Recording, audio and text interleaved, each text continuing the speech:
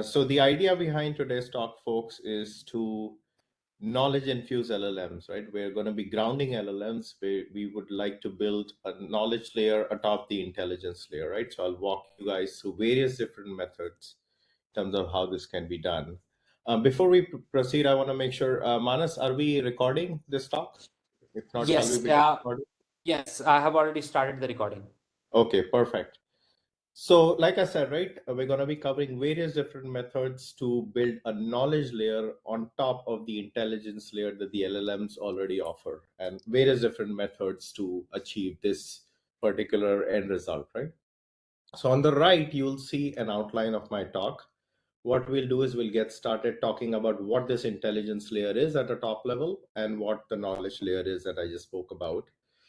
And then we'll delve into the architecture of today's models. I'll give a very quick overview of what today's models look like, right? When we say encoder models, decoder models, what are these exactly, right? So that's going to be a top level overview. And then we'll move on to fine tuning. So we're just going in clockwise order relative to the big circle in the middle, right?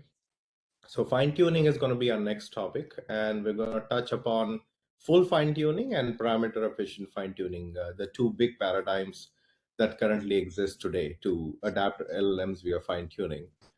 And then we'll move on to in-context learning or few-shot learning, which is the way it's popularly called, a method to teach the model new tricks without actually changing the weights.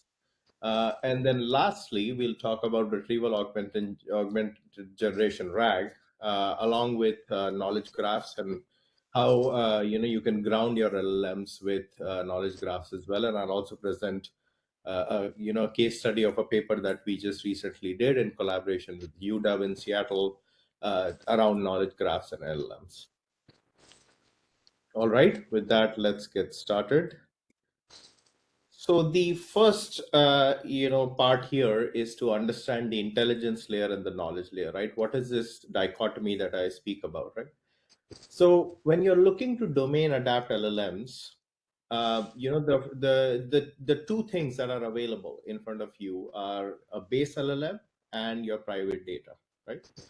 So think of LLMs as your intelligence layer, right? The layer that carries out the reasoning, puts two and two together, and gives you a response at the end of the day. Right? But the private data aspect is essentially your knowledge. This knowledge enables LLMs to do your reasoning and to generate a final response, right? So both of these put together, these layers put together are essentially what you need to domain adapt any LLM for your desired task, right? So this is the verbiage or the vocabulary that will follow for this particular talk. So intelligence layer is your base LLM, and then we've got a knowledge layer added on top for the LLM to understand the jargon, for your desired task and to be able to generate a response that's meaningful for your use case. Now let's go over the architecture of today's LLMs and embedding models real quick. So this is just a brief overview. I'll breeze through these slides so we can spend more time in the remaining slides. And if you look at what I have on the left, right, the diagram on the left, in the dotted red lines, the first, vertical half of the diagram, you'll see that the part of the diagram that's here is the encoder, right, the transformer encoder. And this is what's responsible for generating embeddings, for any input that's provided. So when you talk about BERT, for example, a popular embedding model, it is this half of the diagram that's at play, right? And encoders are great at input understanding, right? So for classification tasks, semantic sentiment analysis or text classification, the embedding model via the encoder is what is desired to be used, right? And BERT is, like I said, is one of the most popular embedding models trained via masked language modeling, which is essentially to the task of hiding tokens and then making the model predict those particular tokens, right? And this, offers us natural language understanding, thereby enabling applications like question answering, thanks to the model being able to understand text and being able to create a semantic representation of the input text, right? So that is the idea behind embedding models and or encoder models. And the BERT in particular was trained on unsupervised or self-supervised task. Like I said, mass language modeling, over 11,000 books, English Wikipedia as well, and this totaled to about 3.2 billion tokens, right, which are roughly about 2.5 billion words. So this is the what, why, and how of embedding models, a very quick overview. um, and then what we have, by the way, feel free to stop me if we have questions, or we can take questions at the end as well, whatever works for the audience. And what we have here on the slide is the decoder portion of the transformer architecture, right? So the part on the right in the diagram. And when we talk about LLMs today, it is this right half of the diagram at play, right? It is this architecture that all of these popular models right now are following for generative applications, especially. So the right half is designed for generation, right? Autoregressive generation, which is the task of generating new tokens based on the prior tokens, right? And whether it's translation, summarization, dialogue interactions via chatbots, for example, language generation tasks are what transformer decoders are good at. In fact, the same idea can be applied to modalities beyond language as well. So you've got vision and transformers, for example, for image tasks, and similarly we have video models as well. So it's just token by token generation. Essentially, that token could be language, it could be pixels, it could be patches of pixels as well in some cases, where for example, with a vector quantized architecture for images, it could be video as patches as well for video applications, right? So nothing stopping this particular architecture from going from text to other modalities is what I'm trying to highlight. And the idea behind this particular architecture is that it learns from sequential data, right? So it takes prior tokens and then it predicts the next token, right? Like we discussed earlier, it's autoregressive in nature. And these particular models are trained on large, huge data sets to generate something coherent, right? Something that makes sense, something that's fluent, if it's language, for example, and something that's context aware. So that is the idea behind the decoder, the architecture that today's generative LLMs follow. Now we'll move out of the architecture and we will move over to, this was just, like I said, a brief overview of the architecture. We'll move over to some of the more important portions of this talk, right? Portions that allow us to adapt LLMs. So fine tuning is next. And what we have here is full fine tuning. Now, this is one particular way to domain adapt LLMs, where the core definition of this idea is to adjust all of your model parameters to adapt a certain off-the-shelf model to a particular task that you're looking to make it do, right? So on the right, you'll see the quick diagram that's there. In comes the label training set, feeds it to a pre-trained transformer, and all of the layers as part of this process are being updated, right, to adapt your LLM. Now, because you're updating all of the layers, there's obviously downsides to this, in terms of resources, high computational power, memory, especially as these models scale. And all we are seeing is good scaling in the field as with these models. Resource intensiveness is definitely part of, one of the biggest negatives of full fine tuning. But at the end of the day, it does give us great performance, good accuracy on our desired tasks, right? The other challenge here is storage, right? Because you're fine tuning all of the layers, you have to ensure that you save all of the changes to the layers, which is essentially all of the weights, which basically means that we cannot be storing a small part of the model that's changed because it's changing the whole model, right? So every single fine tune of the model basically requires you to store the whole model, right? And then lastly, if you got in terms of the application, if you got the resources, then full fine tuning is, the way to go. And it does lead to highly specialized domain adaptation for, off the shelf models. And by the way, what I have here on the bottom right of the slide is a variant of full fine tuning. It's actually called surgical fine tuning. This was a paper by Stanford. I've linked it right here. And it basically talked about choosing certain specific layers, right, within the particular model, based on a couple of different heuristics, right? You could look at how much data you have available, because with full fine tuning, the biggest challenge could be overfitting the LLM, just because you're fine tuning all of the layers, and that basically means you need as much data for the model to be adapted. But with surgical fine tuning, what the authors basically showed was that you could choose either the first couple of layers, the ones in the middle, or the ones at the end, depending on how much data is available and how much the desired task varies from the original task that the model was trained on, right? So if there is a huge variation in that task, and you have a particular amount of data available, both of these factors would feed in for you to choose whether you want to start fine tuning from the left or from the right or in the middle layers for a particular model. So this was another variant, surgical fine tuning. So just wanted to highlight that. um, and the next up, we've got a different fine tuning method. It's called parameter efficient fine tuning. Hi, Aman. And then, yes, go ahead, Manas. Yeah, Aman, there are a couple of questions. Ali has raised his hand. Let's start with Ali. Mhm. Go ahead, Ali. Yeah, I have a quick question. You mentioned we have a knowledge layer here, Yeah, and we have also in classification task, for example, we have a classification layer which computes cross entropy loss for classification task. So right. I would like to know the difference between these two layers, knowledge layer and classification layer.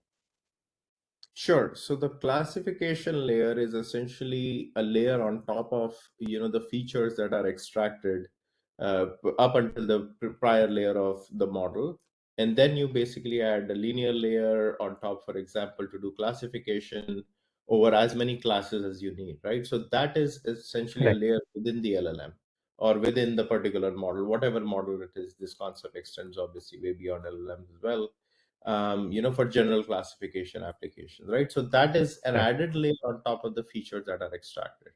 Now, the knowledge layer that I speak about here is more metaphorical. It basically means you got your private data and you have a model at hand, right? How do you put these two together to create something at the end of the day that satisfies your purpose, your desired task, right? So what we are trying to do here is to infuse this data within the base model to be able to carry out, the task at hand. So it's more metaphorical than an actual linear layer that gets added for classification. Does that give you some perspective? Yeah, thank you. Mhm. Right. Any other questions, Manas? I'm just trying So, to so yeah. maybe. So, Aman, Yeah. there is one question in the chat, and let me just ask. Let me just speak about that question.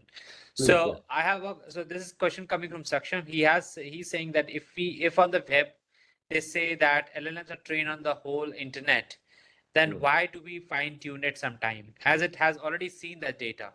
So, why are we really fine tuning it?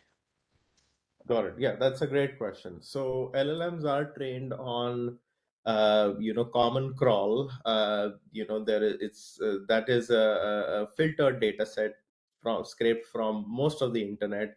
When you say all of the internet, obviously we're glossing over details a bit, right? Because obviously we've got new content coming in every day. There's new Reddit posts, there's no new YouTube videos and whatnot, right? Uh, but the central idea here is for this to be done is to give the model a general idea of how language works, what are some key concepts, and how these concepts are related to each other, right? When humans engage day to day, what are some areas that the model needs to have a deep understanding is into for it to be able to engage in conversation, right? So that is the general idea behind having these models trained on the internet. But at the end of the day, when you want your model to say be particularly good at a particular application, it could be say something involving medical understanding, it could be something involving legal understanding of things. You want to make sure that you offer it the specific domain knowledge as much as possible by scraping or retrieving data that is specific to this particular area, teach the model these specific tricks, So it is indeed, a specialist and not a generalist. With a lot of data that's trained from the web, the model's a great generalist at understanding, like I said, key concepts.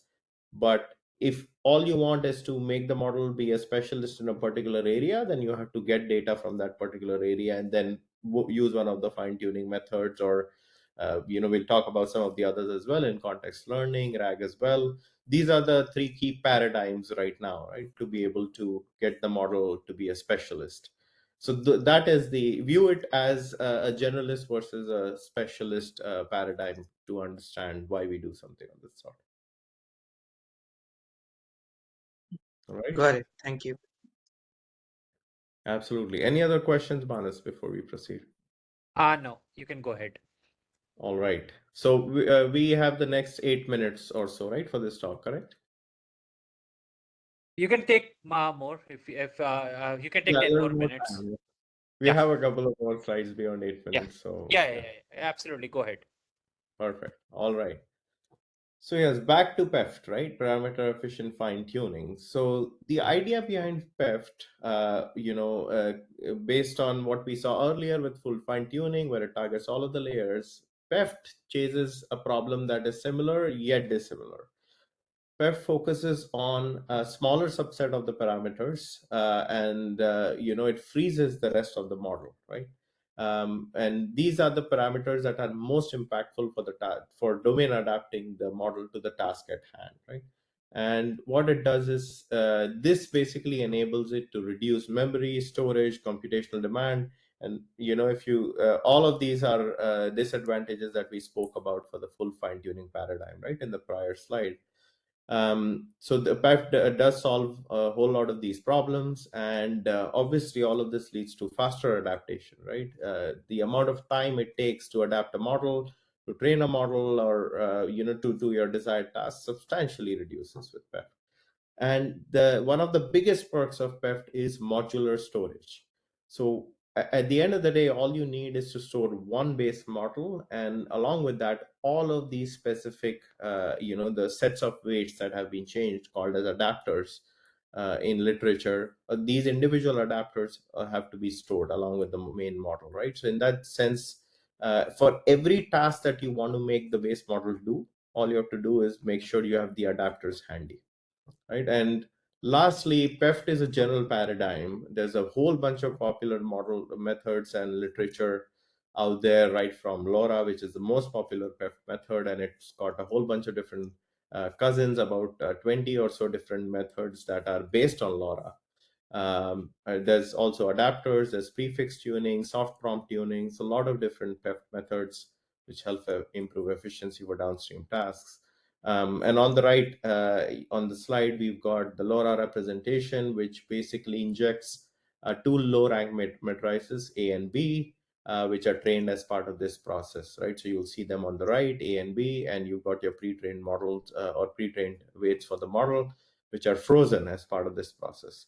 And what LoRa does is, once it's got A and B, it multiplies it two together and then adds it over to the baseline model's weights during inference, right? So that is all you need to domain adapt a particular base LLM under the LoRa paradigm. All right, so that was an overview of fine tuning. So we went over full fine tuning, we went over parameter efficient fine tuning. Those are the two most popular paradigms, and LoRa is, the method of choice at this point in the field. The general consensus is that parameter efficient fine tuning is good enough for most of our domain adaptation or fine tuning applications. Now, next we'll look into in-context learning, right? And like we touched upon earlier during the outline, in-context learning is a method to adapt an LLM to a downstream task without actually changing the weights, right? So how do we carry this out? It is by offering the model some few short examples within the prompt, right? To teach or demonstrate to the model how it can carry out a desired task by showing it about 3 or 4 different examples. And in some studies we've been able to sweep that the number of examples, right from one example to hundreds or even thousands of examples now with large context models like Gemini, for example. And that has shown that offering these demonstrations enables the model to learn patterns and traits and characteristics from these examples to be able to carry out the desired task. Right now, if you look at what this is great for, task generalization aspect, right from basic classification to translation, you could feed the model a whole bunch of different examples for the task at hand, and it's able to mimic the particular patterns that it sees in these examples, right? And the best part about in context learning, which is also called few shot prompting prevalently, is its efficiency, right? You're not changing any weights, you're just offering it certain examples in the prompt, and off you go, right? With just this setup, it's able to carry out a whole lot of to carry out your task pretty well. And lastly, the one of the challenges with this particular technique is context sensitivity.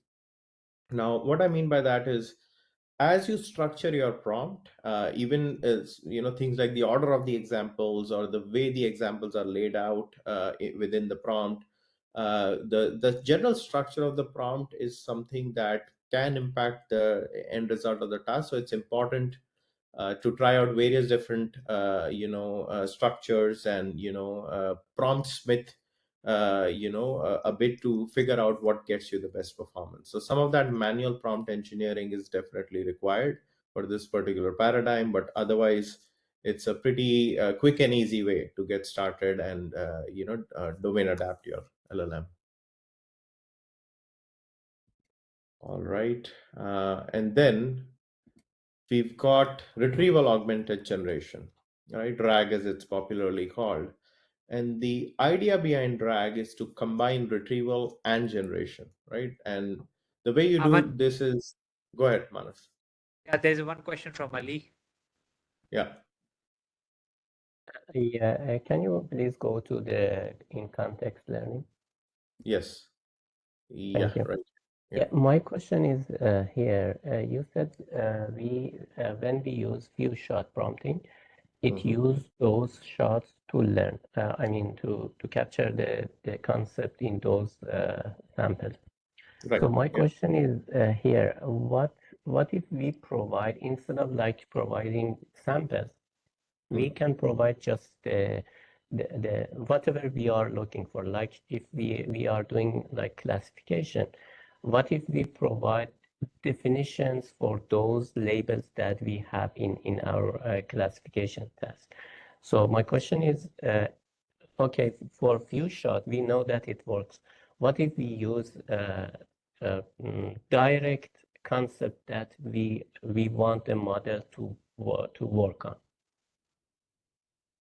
Yes, just so I understand your question correctly, Ali, you're saying could we include other relevant information about the task, say definitions of certain key terms and phrases, along with these examples, these few short examples? Is that the question?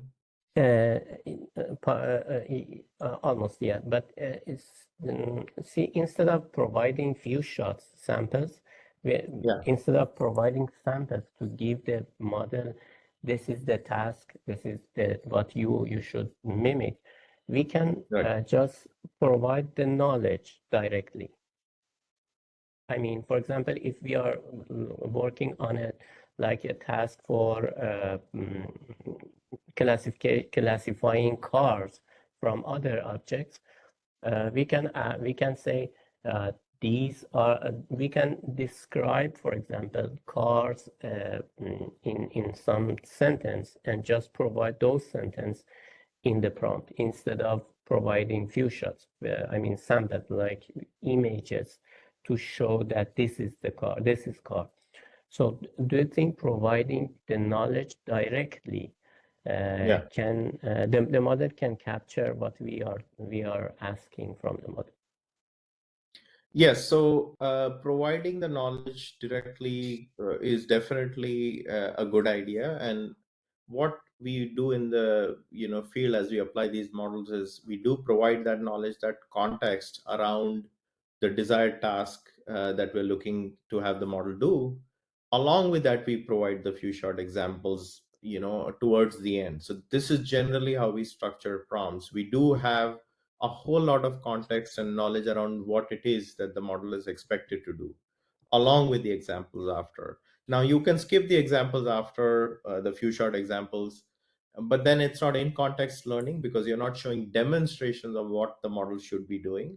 You're only giving it context and around the problem, and that will still get you some performance. But then it's on the model's innate ability to solve that particular task, which will lead you to get a certain level of performance, right? What we've seen is that including these few short examples beyond the context around the problem does lead to an increase in performance for that task, right? So those are two components. The first component, the context, is definitely something that should be there for any prompt that's out there. Give it as much context around the problem, but then adding these examples gives that extra boost beyond what it can do out of the box. Does that give you a good idea about how we structure prompts and context plus examples? Yes, thank you. Mhm. All right. Any other questions? Yeah, I go have a ahead. question. Oh yeah, Yeah, Saksham has please. a question. Uh, Mhm. can we say few shot prompting is same as the prompting as that we do on ChatGPT? Like we give some prompt, it gives some output based on that prompt. So ChatGPT does accept few shot prompting, yes, but when you feed in a prompt to ChatGPT, you're essentially depends on how you structure the prompt, right? So, like I said earlier, if you the first part is usually offering context around the problem, right? What are we looking to do here, and what are some key terms, phrases? Just laying out the entire problem statement, right? And then including examples, right? So if you structure your prompt in such a way to ChatGPT, indeed you're carrying out in context learning or few shot prompting. So, what is the difference between few shot prompting and reinforcement learning then? As we are again giving the model something to learn, it modifies its memory and then.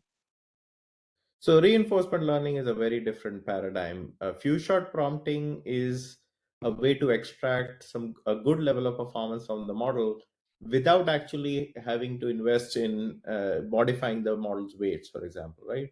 With reinforcement learning, the idea is to come up with an optimal policy that maximizes reward over time, right? The value, based on the desired, based on the actions that the agent takes in an environment. So that's more of a trial and error kind of a method where the model carries out certain actions and then figures out the reward at each steps, and then accumulates that over time and maximizes that, right? So now, at the end of the day, when we carry out reinforcement learning for alignment, for example, of these models, which is a task beyond fine tuning, right? To be able to have them, these models be aligned to human values, which is beyond the scope of this talk. But any of these changes do require an update to the model's weights, right?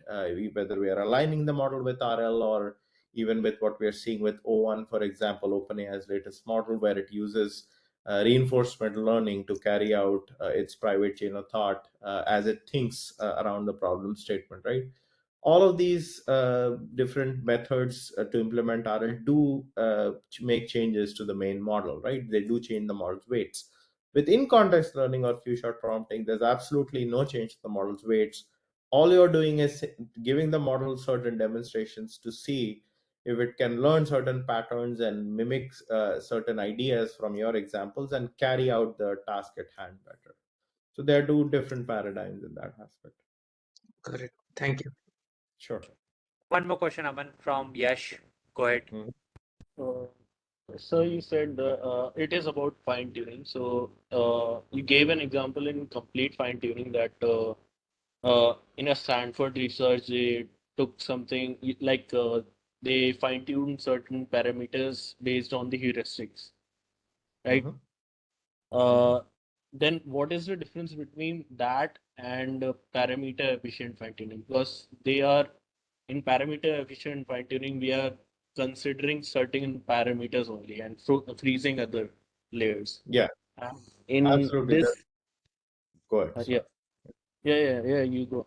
That's what it is. Yeah, this is a very good question. So surgical fine-tuning, the idea that you're referring to from Stanford, localizes the fine-tuning process to certain layers within the model, right? So if you look at the diagram here, and I've linked the paper here if you guys want to look at it in a little more detail. It's pretty fascinating paper, by the way, when it came out last year or so. The idea is to figure out which layers of the model, we should be fine-tuning, whether we fine-tune the earlier layers, the later layers, something in the middle, and how many of those layers should we be fine-tuning, right? If we were to focus on, say, the first layers, middle, or the last. Now, parameter efficient fine-tuning is similar, but there are a couple of differences. So first of all, it doesn't operate by layer, it operates by parameter, right? So it figures out what are the most essential parameters that it should be targeting to domain adapt the model. So think of it in that sense. It's not confined to certain layers, but it goes it works at a parameter level. So that is the biggest change, going from something like surgical fine-tuning to parameter efficient fine-tuning. And that is actually the biggest reason why it's picked up so much momentum in the field, where right now when we say fine-tuning, people assume that is parameter efficient fine-tuning, or LoRa, or one of its different variants. There's about 20 or so different variants that are available at this point. um, that momentum is essentially due to the fact that at the end of the day, we don't want to worry about layers. We want to worry about what are the most important parameters, irrespective of layers, that we should be targeting as part of domain adapting a model. So two different, paradigms to going about fine tuning a particular model. Yeah. Does that answer your question? Yeah. Got it. Awesome. All right. Any other questions before we move on to No, you can go ahead with RAG.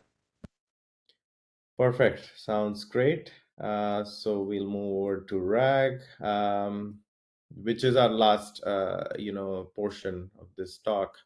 And then we can take some questions after as well.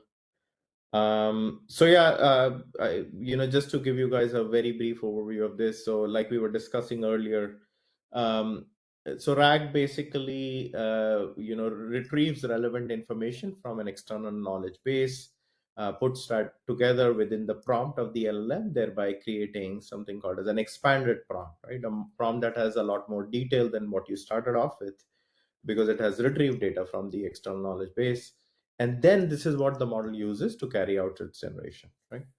Now, the biggest selling point of RAG, the biggest important use case here is to reduce hallucination, right? When this is a very quick and easy way to make sure that your model is grounded in some of the data that you have. And note that you're not fine tuning the model here at all. So you're not spending compute or time or money to domain adapt or actually change the model. You're giving the model external context, which then is served within the prompt of the model, and with that added context, the model is able to generate a better response than what it would have done initially without the context, right? So that is the central idea behind RAG. And obviously, this is a very important concept right now in the field, has taken off pretty well. So you've got hundreds or so of different variations of RAG at this point, new papers coming out on a daily basis. So there's a lot to dig into in this particular area. But the general concept is what we have here. Now, the key use cases here for RAG, if you're carrying out question answering, it could be summarization where you're looking up factual content, right? For example, if you're summarizing or even doing question answering over biographies, it's common to have factual content there in those cases. So RAG could be looking up an external knowledge base, retrieving facts, and then serving it back to the LLM. And even for interactive chatbot use cases, it's very common. In fact, for a lot of industrial deployments where companies have private data and they want to, do a chatbot around that data for you to be able to ask questions and mine that data, look for relevant information, and offer answers back to the user. This is the most common deployment that we have with just plain RAG. All right. Now, what we looked at was a general paradigm with RAG, right? Where you could have any kind of external knowledge base. You could have PDF documents, HTML documents, Word documents, and you could also have knowledge graphs, which is what we're going to be talking about on this slide. So any form of knowledge base here works as long as you're able to retrieve by maybe some statistical measure. It could be, cosine similarity, for example, is pretty common. So once you embed, chunks, chunkify your knowledge base, embed that into a vector database, and then calculate similarity of those chunks with your query, you're able to retrieve whatever is the most relevant piece of information, right? And you could retrieve top k of these pieces, not just one piece, but say, k being 3, so you retrieve 3 pieces that are most relevant to your query and feed it all back into a model, the prompt of the model. So that is the general paradigm there. Now, that knowledge base that I spoke about could be a knowledge graph as well. And in fact, knowledge graphs lend themselves perfectly for use cases like this, where it essentially are the best of both worlds, right? If you think about neurosymbolic AI, which is the paradigm here, combining both the neural side of things, neural networks, along with symbolic, right? There's key advantages in both of these worlds, as you'll see on with the diagram I have on the slide on the right, where neural networks, are flexible, are scalable, can handle a lot of unstructured data. Symbolic, on the other hand, is interpretable, explainable, data efficient as well.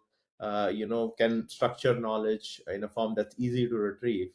So essentially, it's the marriage of both worlds. It's the best of both worlds that leads to this particular paradigm of combining knowledge graphs with, neural network models like LLMs, right? So let's go over some of the key traits and advantages that we see in this particular area, right? So the first one, structured knowledge, like I just discussed earlier. With knowledge graphs, they offer you a great way to structure and organize information, right? By essentially having entities and different entities connected via their relationships to each other.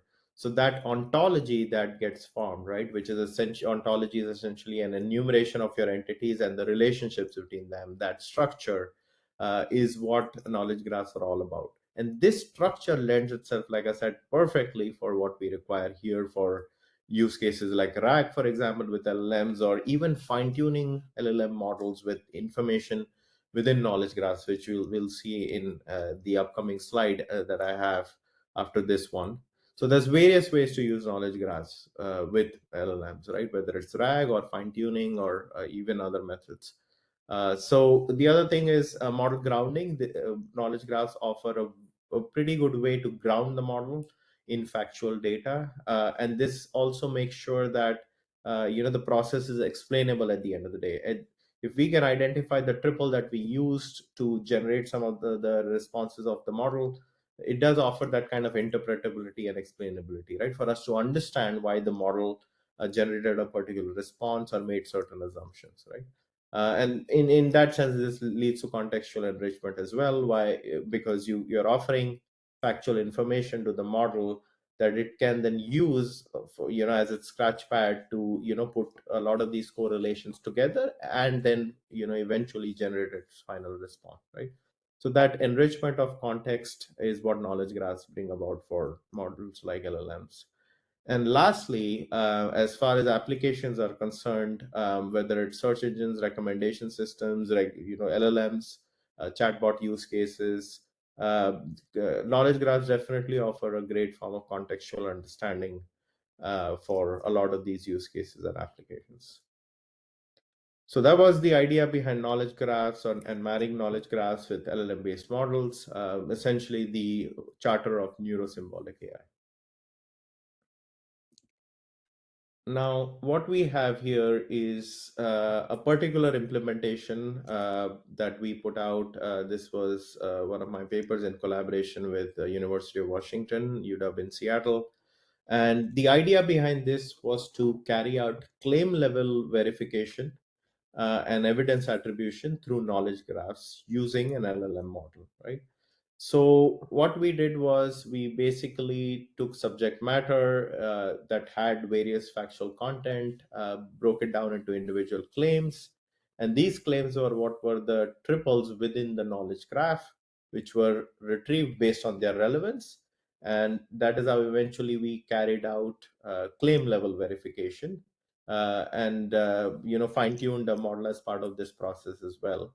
So if you look at the flow on the right, we've got input text coming in, which again then gets pre-processed, gets fed into a triplet retrieval algorithm, which is the one talking to a knowledge graph as well, interacting with the knowledge graph to find what are the most relevant triples to be retrieved based on a particular input text, right?